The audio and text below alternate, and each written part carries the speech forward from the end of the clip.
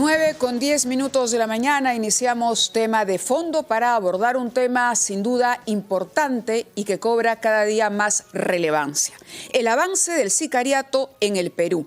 Esta mañana vamos a conversar con invitados de lujo y me acompaña en la conducción Carlos González. Él está en la cabina de RPP en Trujillo. Muy buenos días, Carlos. Gracias por estar esta mañana. Ha sido o será un placer compartir contigo la conducción de este programa especial. Muy buenos días, Mávila. Muy buenos días a todo el Perú. Un afectuoso saludo a nuestros oyentes. Ciertamente, nuestro país enfrenta, en estos tiempos un espinoso clima de inseguridad ciudadana con estadísticas que se incrementan día a día, pero que actualmente se agrava con la presencia de organizaciones criminales que se dedican al sicariato, esta práctica delictiva que consiste en cometer asesinatos por encargo de terceros a cambio de dinero. Entonces, analizar esta terrible realidad es más que necesario porque nos va a permitir también, Mávila, encontrar alternativas de solución para enfrentar este flagelo. Y para quienes crean que el tema no los toca, les recordamos que en algunos casos que hemos visto a través de imágenes sumamente impactantes que se han transmitido por televisión, en estos ataques que cometen los sicarios, a veces una bala perdida puede cobrar la vida de un inocente. Nadie está a salvo de estas organizaciones criminales que cada día operan con mayor sofisticación. Las cifras son impresionantes, Carlos. De enero a febrero de este año se han registrado 44 denuncias por sicariato en nuestro país, superando los 23. Fíjate, de 44 cuando era 23 que se realizaron en el mismo periodo de tiempo del año pasado, lo que ha representado un incremento de más del 50% según los datos de la propia Policía Nacional. Y precisamente para hablar de este tema nos acompaña aquí con nosotros en la cabina de RPP el general de la Policía, Óscar Arriola Delgado, director de investigación criminal de la DIRINCRI. Muy buenos días, general. Bienvenido al programa. Muy buenos días, Mávila. Acá estamos para conversar de este tema que se consterna a Lima, a ciudades como Trujillo y otros lugares más en el país donde sí pues ha habido un incremento. Y en la DIRINCRI, en la Dirección de Investigación Criminal, todos los días se capturan sicarios. Todos los días se desarticulan bandas dedicadas a una de las modalidades que termina en sicariato, como es la del gota a gota, la de la hegemonía por los territorios en los cuales se realizan obras de construcción pública y privada también, y que en este afán de controlar hay colisión entre organizaciones criminales, bandas criminales, y se producen asesinatos, como la del 6 de enero tan funesta del sextuple homicidio de la familia San Román en San Miguel. Conocida como la masacre de San Miguel. La masacre de San Miguel, en la que la tota no solamente era el blanco objetivo, sino era sacar del contexto a una familia a través de los cuales pretendieron y dieron un mensaje de los que se metían con esta organización de Loco Paul, secundado por su lugarteniente Willy, que es el que ingresa al vehículo y ultima a los niños incluidos, van a correr esta suerte. Y así tenemos distritos como San Juan del Lurigancho y Comoate que están encabezando los números rojos de estos actos de muertes violentas. Cuando hay un sicariato hay 4 elementos que son fundamentales: el contratista, hay un intermediario, hay el sicario y la víctima, obviamente. En nuestro país hay una peculiaridad. El sicariato está donde hay una convivencia, primero de informalidad, pero un paso más allá en la perpetración de ilícitos penales. O sea, pasa por un tema de venganza, de control, y el perfil de las víctimas también en un alto porcentaje guarda relación con actividades también ilícitas. Ahora, general, ¿cómo ha evolucionado el sicariato en nuestro país? ¿Existen bandas dedicadas exclusivamente a la comisión de este delito o son solamente asesinos a sueldo que se dedican a esta práctica criminal de manera individual? La migración extranjera cobra un vigor negativo en este aspecto, y los sicarios ya se muestran en un mercado como tal. O sea, su actividad es matar. Y son contratados a través de los intermediarios para ejecutar. Quiere decir que hay una oferta de sicarios a disposición de quien los quiera contratar. Y hay una demanda también de querer eliminar a personas por estos motivos, ¿sí? Y entonces, a la hora de las capturas, los sicarios confiesan su delito. Y a decir de los últimos eventos, no tienen ningún miramiento para decir de que son sicarios. Ahora, lo que Carlos decía me parece que tiene que ver con la evolución. No siempre hubo crímenes por encargo. Pero ¿por qué hoy nos estamos ocupando concretamente de este incremento? ¿Qué ha pasado? ¿Es solamente la migración o es el hecho de que han proliferado a la par estas actividades y organizaciones ilícitas como las que usted acaba de mencionar, el gota a gota, que son estos préstamos, la extorsión, las mafias de construcción civil? Vamos a seguir ahondando en este tema, pero tenemos que ir a una pausa, Carlos, a las 9:16 y continuamos en este programa especial. Tema de fondo, el avance del sicariato en el Perú.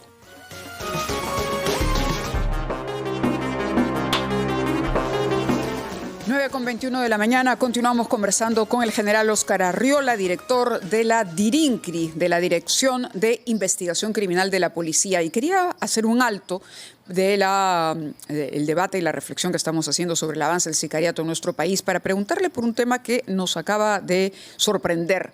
Dice, insólito, esta es información que se publica en el diario El Clarín, pidieron la captura en Argentina de una terrorista de Sendero Luminoso que murió el año pasado. Dice, la justicia del Perú solicitó la detención de Marta Huatay, de 79 años, que había muerto el año pasado en La Plata. ¿Qué información tenemos al momento, general? Bueno, Mávila, estamos acá para conversar con sicariato. Sin embargo, ayer estábamos con el comandante general y él ya contaba con esta información que amerita también una verificación en tanto las actividades que realizan los elementos del Sendero Luminoso pues necesitan que se compruebe. Hay documentación efectivamente que había fallecido de un paro cardiorrespiratorio el 10 de septiembre del año pasado. Acá tengo los detalles en un documento, incluso el que hemos tenido acceso, en efecto. 10 de septiembre del 2022 a las 10 horas con 46. Y había sido cremada, ¿cierto? Sí. Y además está el centro del crematorio, el lugar donde estaría... Incluso el médico, que habría constatado la muerte. Sí, y un familiar directo de Marta Huatay. Recordemos que Marta Huatay dirigió desde septiembre del 91 Socorro Popular, que hizo los atentados más execrables, como es Frecuencia Latina, María Elena Moyano, el 15 de febrero del año 92, y el 16 de julio el atentado de Tarata, que terminó por poner al Perú inelegible. Bueno, vamos a continuar entonces verificando la información y en cualquier momento les ofrecemos mayores detalles al respecto, pero nos había llamado la atención esto. Ahora sí retomamos el tema del sicariato y de su avance. Conversábamos durante la pausa y la verdad es que la información que comenta el general Arriola esta mañana es altamente preocupante, pero comparto la conducción con Carlos González desde Trujillo. Carlos. Sí, había quedado pendiente una consulta, Mávila, al general respecto a la evolución del sicariato en nuestro país, cómo se organiza, qué modalidades usa para organizarse, pero también si se alimenta, ¿no?, también de la alta incidencia de otros delitos que tenemos en nuestro país, como por ejemplo el narcotráfico, la extorsión, la invasión de tierras, la extorsión en las construcciones, ¿no? ¿Hay una relación directa entre sicariato y la comisión de estos delitos? Por supuesto que sí. Las muertes por encargo son cuando se producen la colisión en esta hegemonía, en esta supremacía, refiriéndonos al control de grupos en las extorsiones en construcción civil. El gota a gota, cuando el año pasado hemos tenido 2 actos de sicariato, porque el gota a gota que sale de Medellín, Colombia, y se instala hace muchos años, ingresa por el norte del país y quieren ingresar a este negocio los venezolanos y ahí se producen 2 muertes por encargo. ¿Se puede establecer una cifra, no sé, de pronto a partir de la cantidad de información que tiene la policía, siquiera aproximada sobre el mercado de sicarios que hay, porque también nos hemos sorprendido con información a través de las redes sociales de algunos de estos asesinos a sueldo que se venden, se promocionan, ofrecen tarifas incluso, ¿no? Y muestran toda su ferocidad para quien quiera contratarlos. ¿Se puede hablar de un mercado de sicarios y se puede calcular un aproximado? Claro, hay un mercado, hay una oferta. Además, recordemos en el atentado de esta muerte en San Miguel, cada uno de ellos cobró 1.000 soles. 1.000 soles.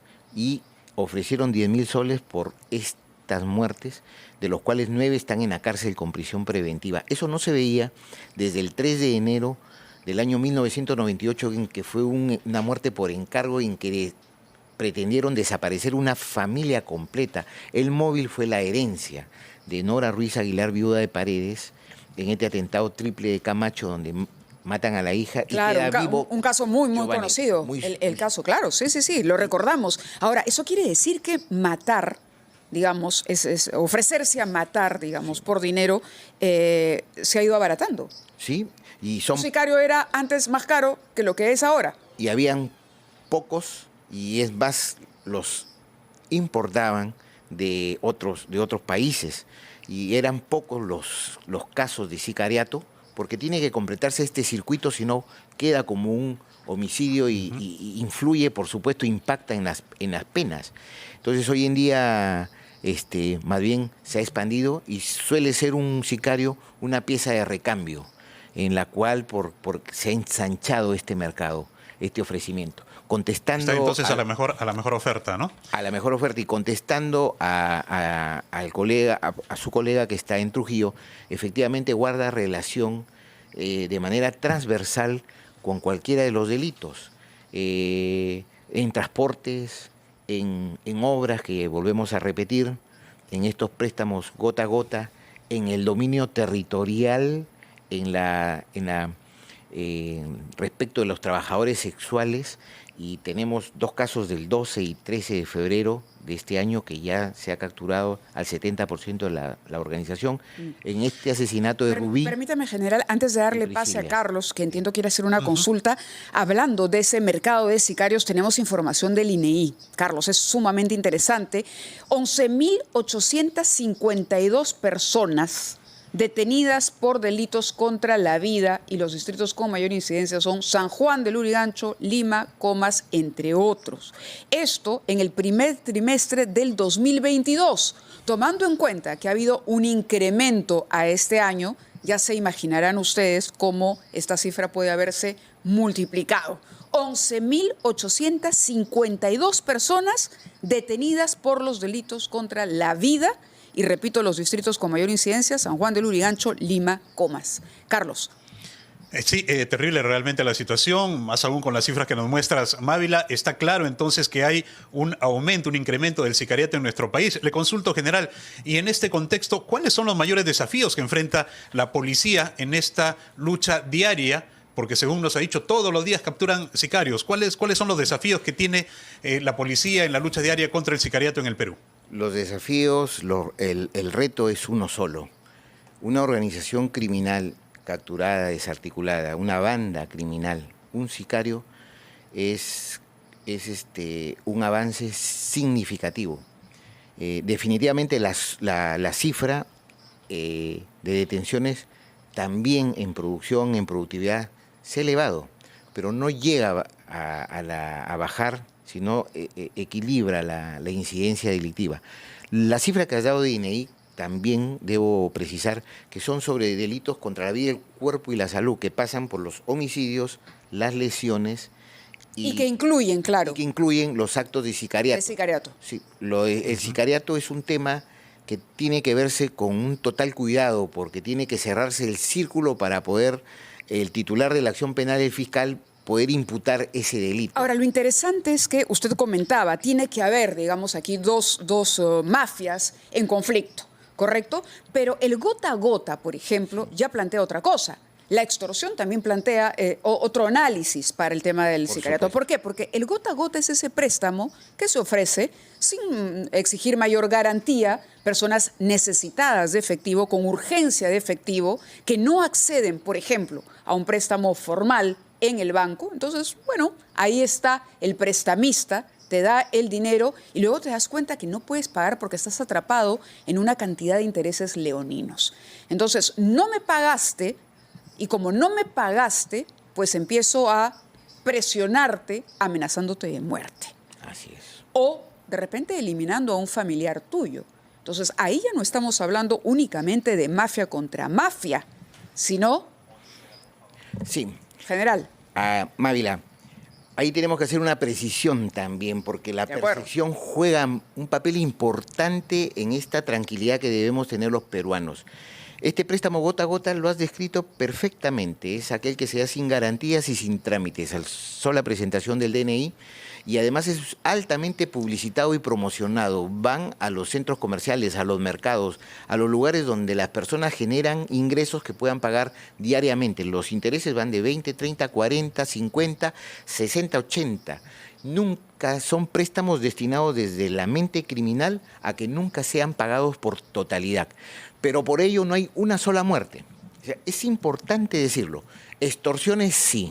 Extorsiones sí. Por eso que instamos en todo momento, y aprovecho este espacio para invitar a las personas a que denuncien. Nosotros le vamos a proporcionar con el Ministerio Público una clave, o sea, una clave que se va a reservar y proteger su identidad. En estos últimos días hemos capturado una organización el sábado último de Semana Santa, de 11 delincuentes, 7 de los cuales eran colombianos y 4 eran venezolanos. Dentro de los colombianos, 2 mujeres. 8 cuadernos con centenares de personas sometidos a estos préstamos con intereses leoninos.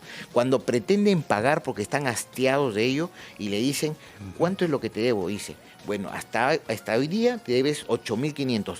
Toma los 8.500 y quiero terminar con esta pesadilla. Al día siguiente van y le dicen que no había pagado, sino es solamente por los intereses y subsistía el capital. O sea, es una modalidad criminal construida solo, única y exclusivamente para lucrar en base a la coacción, a la amenaza, al miedo y a la zozobra. Preocupante Preocupante, pero general, se capturó otra organización 2 días después, de 6, 3 venezolanos, 2 colombianos y un peruano. Se han incautado 17 motocicletas y hay desvíos de dinero, depósitos por Western Union hacia Colombia. ¿Sí? Todo es una investigación compleja que la hace el doctor Socla y la doctora Pareja, y se viene esclareciendo punto por punto esta modalidad General, de gota a gota. el tiempo nos Muy gana, bien. pero quería preguntarle sobre el proceso de extradición de este sujeto Tarache, que ha sido el feminicida.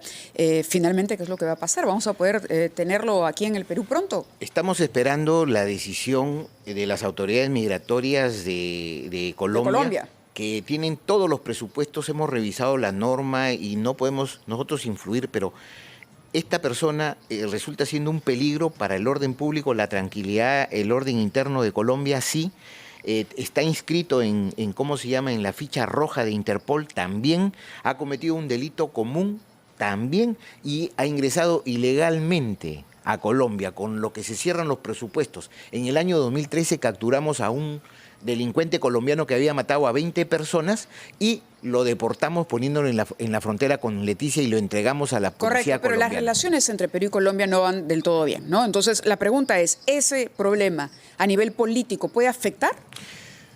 No podría pronunciarme por aspectos políticos, pero sí hago un llamado ya están el ministro con su par, el comandante general de la policía con su par, pero hago un llamado al cumplimiento estricto de los convenios y los tratados entre policías en la lucha contra la criminalidad y por un principio de reciprocidad agilizar esta expulsión administrativa que sí es viable y yo sé que la Cancillería está haciendo todos los esfuerzos para que así sea y se recupere la tranquilidad para una familia y para toda una sociedad Se haga que quedó justicia, consternado. sobre todo se haga Pero más justicia. cerca a la justicia.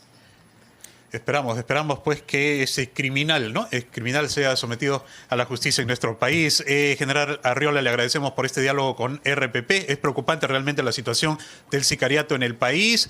No dudamos que la policía hace el mayor de sus esfuerzos para combatirla, pero necesita también el apoyo y la articulación de otras instituciones y de la sociedad en general. Muchas gracias, general, por este diálogo con RPP en tema de fondo, el avance del sicariato en el Perú. 9:34, vamos a la pausa y regresamos con este programa especial.